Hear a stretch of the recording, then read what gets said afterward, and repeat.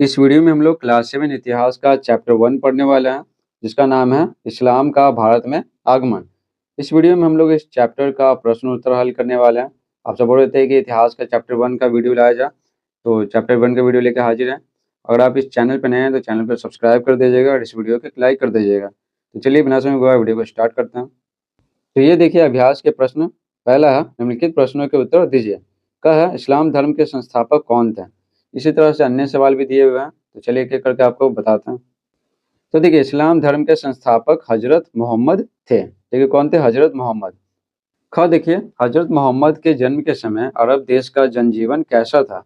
तो उत्तर लिखेंगे, हजरत मोहम्मद के जन्म के समय अरब में अनेक छोटे छोटे कबीले थे जो लगातार एक दूसरे से रहते थे। ठीक है, लड़ते रहते थे। ये लोग बहुत सारे देवी देवताओं की पूजा करते थे। ग देखिए, अरबों तथा भारतीयों ने एक दूसरे से क्या क्या सीखा। सूची बनाइए। तो उत्तर लिखेंगे, भारतीयों ने अरबों से सीखा। ठीक है, अरबों से सीखा कागज बनाना, चरखे से सूत काटना, सिले हुए कपड़े, सलवार कमीज, ठीक है, ये सब बनवाना।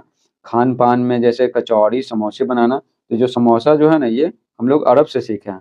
अरबों ने भारतीयों से सीखा। क्या सीखा? हिंदी संख्या से अरबी संख्या बनाना, संख्याओं की गणना करना, ज्योतिष हो गया, गणित हो गया, शतरंज का खेल हो गया, भारतीय संगीत हो गया, चिकित्सा शास्त्र हो गया जैसे आयुर्वेद का ज्ञान।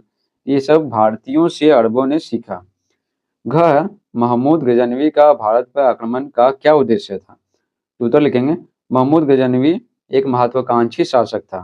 ठीक है, महत्वाकांक्षी मतलब बहुत आकांक्षा होना कि ये जीत लें वो जीत लें। वह गजनी को एक समृद्ध एवं शक्तिशाली साम्राज्य बनाना चाहता था। महमूद गजनवी कहाँ का था? गजनी का था। उसने धन एकत्र करने के लिए भारत पर 17 बार आक्रमण किया, 17 बार। और सारा धन लूटकर कहाँ ले गया? गजनी ले गया। मोहम्मद गौरी, ठीक है। और बस यही हो गया। उसके बाद ये जो मोहम्मद गौरी है ना, ठीक है, ये नहीं लिखेंगे। ठीक है, ये मोहम्मद गौरी के बारे में थोड़ी पूछ रहा, मोहम्मद गजनवी के बारे में पूछ रहा है, तो बस यहाँ तक ही काफ़ी है, इसको नहीं लिखेंगे।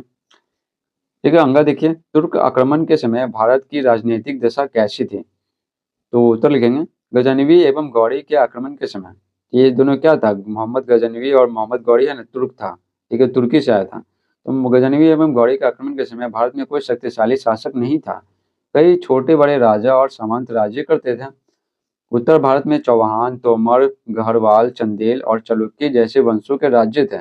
ये राष्ट्रीय भावना की कमी एवं आपसी फूट होने के कारण एक दूसरे से लड़ते थे। ठीक है, उनमें राष्ट्रीयता की भावना नहीं था कि भारत है तो कोई बाहरी आक्रमण करेगा तो सब मिलजुल के लड़ेंगे, उसको भगाएंगे, तो ऐसा नहीं था। ये वे एक दूसरे से ना लड़ते रहते थे।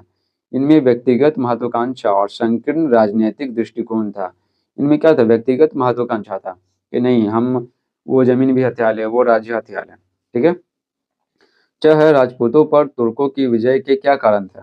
तो उत्तर लिखेंगे, राजपूतों पर तुर्की की विजय का कारण था, क्या था? इतिहासकार अलग अलग बताते हैं। ठीक है, सब इतिहासकार अलग अलग बताते हैं। इतिहासकारों के बीच इस बात को लेकर सहमति नहीं है, फिर भी मुख्य रूप से तुर्की की जीत के निम्नलिखित कारण है। ठीक है, क्या क्या कारण है? तो देखिए, राजपूत राजाओं में एकता का अभाव था। सभी राजपूत राजा ना मिलजुल कर नहीं रहता था। राजपूतों द्वारा पुरानी युद्ध प्रणाली व शस्त्रों का प्रयोग करना, बहुत पुराने तरीके से वो युद्ध लड़ते थे। तुर्क सेना के पास अच्छी नस्ल के घोड़े और फुर्तीले घुड़सवारों का होना। ठीक है, और तुर्क सैनिकों का कुशल तीरंदाज होना, बहुत तीरंदाजी, बहुत तीर चलाना बहुत अच्छे से जानता था। भारतीय समाज का ऊंच नीच एवं जात पात में बटा होना। भारतीय समाज है ना, ऊंच नीच और जात पात में बटा हुआ था, जिसके कारण उन सब में ना एकता का अभाव था। ठीक है, वो मिलजुल कर, ठीक है, नहीं लड़ सके जब तुर्क आक्रमण किए। आप देखिए, सही मिलान कीजिए। देखिए, तराइन का प्रथम युद्ध, तराइन का प्रथम युद्ध हुआ था 1191 में। सिंध पर आक्रमण ये हुआ था 712 ईस्वी में। सोमनाथ मंदिर पर आक्रमण ये हुआ था 1025 ईस्वी में। ये याद रखिएगा, बहुत इंपॉर्टेंट है। सोमनाथ मंदिर पर आक्रमण हुआ था 1025 ईस्वी में। हिजरी संवत का प्रारंभ हुआ था 622 ईस्वी में। तीसरा देखिए, रिक्त स्थानों की पूर्ति कीजिए। तो क्या है बोला गया? तहकीक ए हिंद पुस्तक के लेखक डैश हैं। तो तहकीक ए हिंद पुस्तक के लेखक कौन है? अल बरूनी है, अल बरूनी।